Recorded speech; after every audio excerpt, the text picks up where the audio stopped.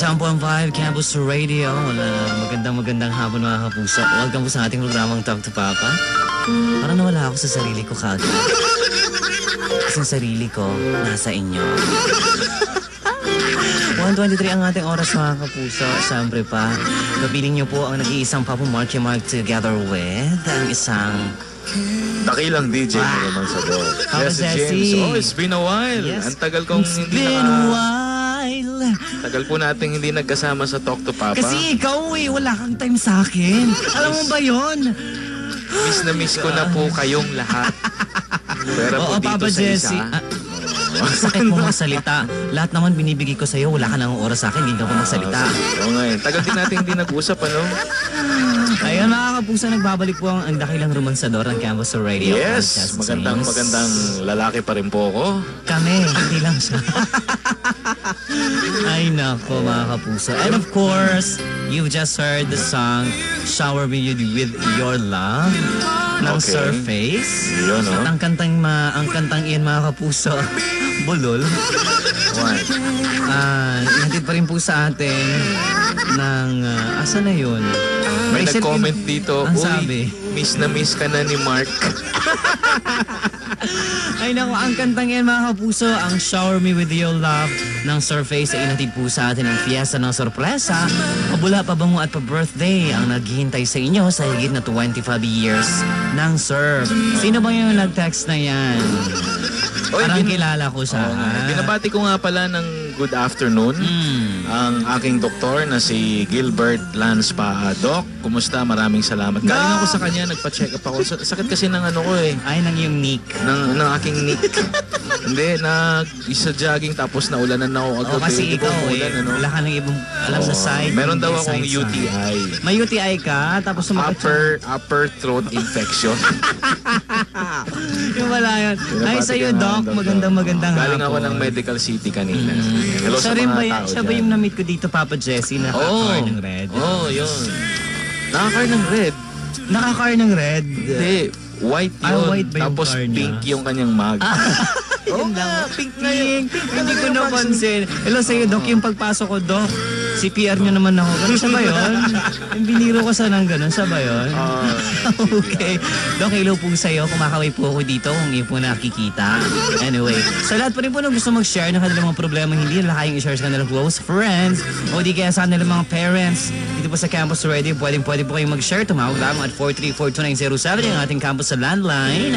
At pwede rin po kayong tumawag or mag-text sa ating 0907-4765-973 ang ating campus text line. Papa Jesse, may problema tayo. Grabe naman. Ka-open lang ito. Problema ka agad. Sige, go. Ito po ang problema ni Nathan, mga kapuso. Siya po isang freelance model. Freelance model. Siyempre, gwapo to pag sinabing model. Freelance model. Freelance model. Isang freelance model. Tapos? Ngayon, Papa Jesse, nahihirapan siyang pumili. Ng ano? Kung ano raw ang kanyang pipiliin, career ba o studies? Naguguluhan raw talaga siya. Ilang taon na siya? Siya? Wala siyang sinabi kung ilang taon na siya Pero nag-aaral siya ng third year college. Yes. Alam mo, konting panahon na rin lang naman. Kung sa akin lang, tapusin niya na unahin niya na yung studies niya. Kung sa bagay, Jesse. Sideline na lang yung pa-model-model niya. No? Actually, Papa Jesse, maganda rin naman yung meron kang sideline ng model or may sideline ka ng mga ganyan. Tapos parang naiisip niya siguro sa dami-dami ng parang lagi siyang may shoot, laging may rampage. May rampage? Rampa. May rampa siya palagi. So, parang iniisip niya, ayoko na mag-aral kasi dito palang kumikita na ako. Okay lang naman yung Papa Jesse, James. Pero iisipin mo, hanggang kailan po ang pagiging model mo? Yes, diba? exactly. So, mas maganda pa rin na makapagtapos ka ng pag-aaral, kahit saan ka mapunta, may mga trabaho kang makukuha na mas maganda pa sa iyong career na ginagawa sa ngayon.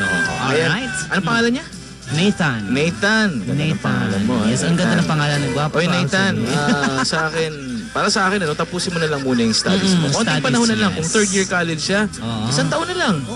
Sabihin natin, 2 year stops. Correct. Diba? 2 taon na lang. graduate ka na. Mas importante naman yan. Yes, so kasi iba pa rin importante yung talaga pag-aaral. nakapagtapos ka ng iyong pag-aaral. Tama ka dyan, Papa Jesse. At sabi ni Jovi Montejo, ako na raw ang piliin niya. Ang sabi ni Jovi, siya raw talaga si Ate Ano? Jovi. Siya ang oo. piliin? Siya na lang raw ang piliin. Ikaw naman, career nga and studies. Oo, diba? Ito pa ang sabi niya, for me, Nathan, mag-aral ka raw muna.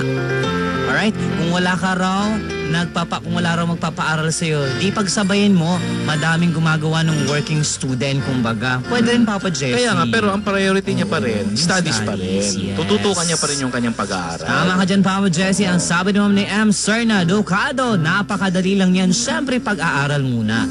Kasi sa panahon ngayon, now college graduate na po ang hinahanap.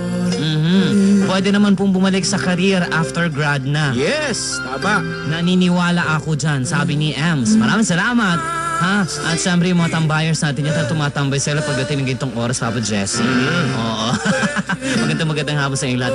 Maraming salamat sa mga nakaka-relate dyan. Pwede pa rin po yung advice. At siyempre, Papa Jesse, pwede sila mag-share ng kanilang mga problema. Papa Jesse, kamusta naman po ang buhay-buhay mo? Parang ang tagal ka namin hindi nakasama. Sobrang busy. Sobra talaga. Daming recording. Daming photoshoot. Oo, yes, kaya kakalad ka sa Facebook, Papa Jesse, yung mga Photo tags ops. sa mga friends mo dyan, no? Diba? Ay, nako, iba na talaga. O yung ating kaibigan, yung kaibigan namin na si Ricardo Leon, well known as Rick Spade din. Okay. Pa-Manila na. Oo, ayun. So, sana yung okay na okay. Hello sa iyo, Papa Rix. Oo, na-meet ko na siya actually, di ba? Actually. Yes. Sa ano rin po ba si Papa Jack? Si Papa Jack, si Papa Ayon. Si Billy Jack. Oo, Billy Jack. Hindi ko alam kung saan na siya eh. Kanina nandito dumalaw eh. Nabalaw ba siya Oo, kanina? dumalaw lang. Kasi naisikin niya ni Englihit. Kaya iniwan pagiging DJ niya. Anyway, Papa Marky Mark, maraming salamat pala sa kagabi ha. Kawawa ka naman, nabasa ka ng ulan.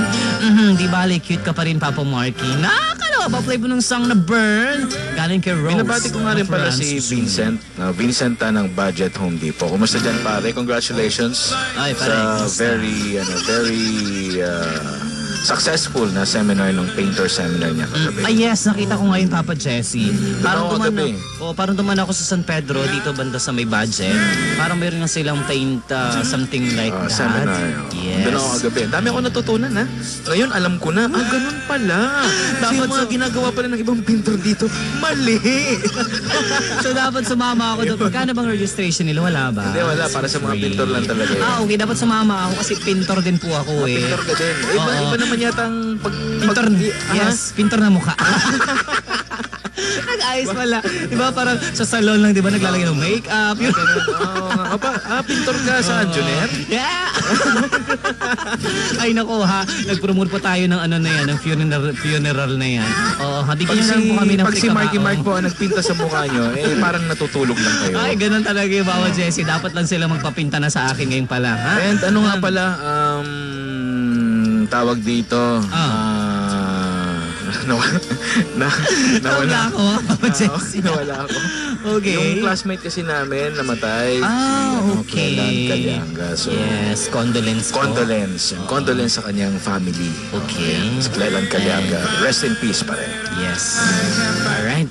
Ayan, nakikiramay po tayo. Ito pang magandang hapon. Binabati ko lang po ng happy birthday ang mahal kong asawa na si John. Hantaan po ba ng E-Games? Magandang hapon sa mga taga-E-Games. Alam mo ba yun, Papa Jesse, kung saan bandang E-Games? Diyan sa may harap ng Shakey's. Yes. Ayan, nakikinig po sila palagi ng Campus Radio. Oo naman. Siyempre sa mga wagwagan, sa mga taga-Mulans. Ano? Nangyari sa'yo? Sa mga taga-Mulans, sa mga taga-Sax, at siyempre sa lahat mga wagwagan natin. Diyan magandang hapon. Hi raw kay SG Akmalari. Diyan po sa De Luna. Alright, hi na rin po kay LG, sometimes missing na siya. Magandang hapon. At po, para kay Nathan, study first. Kasi pag natapos mo ang pag-aaral mo, mas marami ka pang career na makukuha. Ayan ha, darating sa'yo forever. Tama!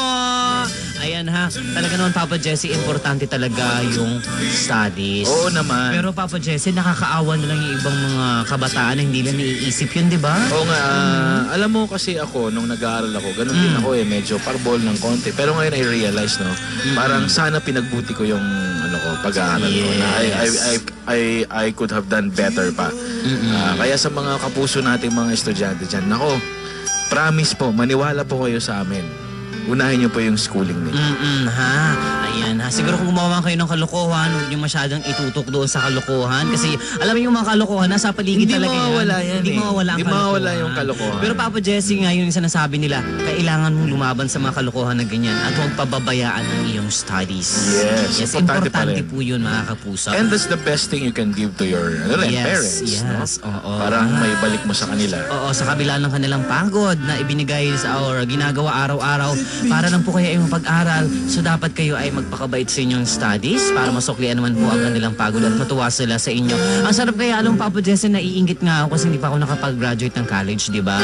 So parang iniisip ko, wow, nakakaingit naman sila, buti pa sila graduate Akala ko na. graduate ka na. Hindi pa po. Hey, you're fired. Yes. So hindi na to basihan ng ng studies. Ay, oo, di ba?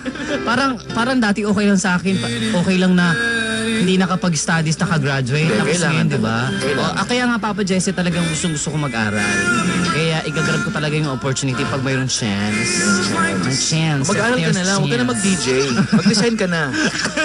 Alright, sige, sa mga kapuso natin dyan, malapit na po akong mag-resign. Ako pa, actually, nag-iisip ako. Kasi gusto ko na mag-resign dito sa campus. No, hindi, kasi alam mo mga kapuso, yung kwento ko lang sa inyo, isa pong pangarap ko, elementary pa lang po ako, pangarap ko na maging DJ.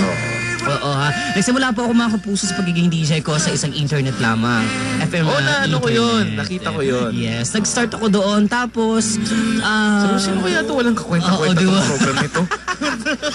tapos ayun, parang naisip ko na mag-apply sa mga local FM na radio station na mayroon talagang frequency kasi iba talaga yung Papa Jesse. O parang na-inspire na yung mga kapuso natin dyan.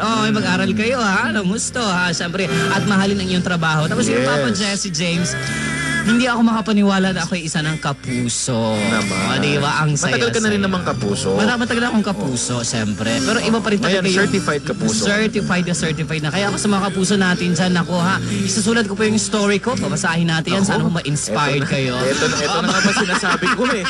Ito na nga ba sinasabi Abangan ko. mo yun sa Okay na, magpakailanman. sige na. Ikaw na. Anyway, Papa Jesse James, andugin muna natin sa isang napakagandang awitin. Okay, sige. Mula po kay Brian Adams. Sa kanyang awiting, Everything I Do, I Do It For You. Yun, Tutok lang, dito pa rin po sa ating programang Talk to Papa sa Campus Radio 97.5. Ayos!